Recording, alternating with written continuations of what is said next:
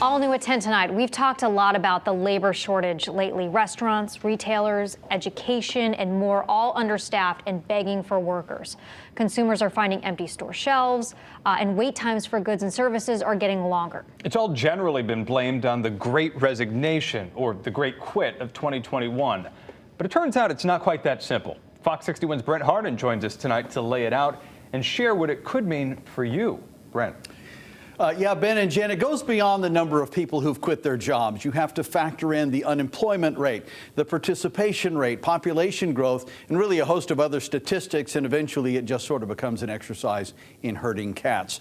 But through it all, one thing is clear. With employees scrambling to find new workers, you're in the driver's seat for a change. Jobs are available, and so are opportunities to learn new skills and climb the ladder of success.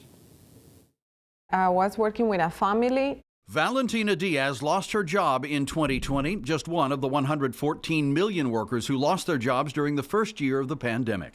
Instead of staying home and collecting benefits, Valentina went straight to an employment agency and got a new job right away. Why did you want to go right to work?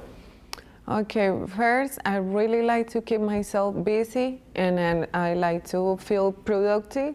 So the idea of sitting at home just wasn't something you wanted to do? Exactly. No, I don't like that. That was 2020. In 2021, 47.4 million Americans quit their jobs, a record number dubbed the Great Quit. The phenomenon has entire industries short-staffed and begging for workers. It's definitely different from the 2014-2018 times. Jason Russell runs the recruiting firm that placed Valentina. He says his business has done a 180 since the pandemic hit. Before, the employees would be knocking on your door, find me work, find me work, find me work. A company would call us, say, I need 5 people, done. Now it's literally the opposite. Yeah. Companies are knocking on our door saying, hey, listen, I need 20 workers, 30 workers, 40 workers, and we're waiting for them to come in. But here's where things get fuzzy. Bureau of Labor Statistics data also shows that despite that record number of quits in 2021, the year actually ended with a net gain of 6.4 million jobs. And the narrative that most of the quitters are sitting on the sidelines collecting pandemic supplemental unemployment insurance payments doesn't stand up to scrutiny. Those states that eliminated that supplemental insurance did not see any dramatic change in their unemployment rates. Plus, 2022 begins with a very low unemployment rate of 4%, a rate that many economists have historically believed is too low because it limits the pool of workers available for new and expanding businesses. So, what's causing the current worker shortage? Are too few people willing to work, or are too many people already working? No one has a simple answer to exactly what's going on here. University of New Haven professor Dr. Brian Marks says the pandemic, the record number of quits, people retiring, changing careers, or starting up new businesses are all factors making up the current employment picture. But the important thing, he says, is that all of it spells opportunity.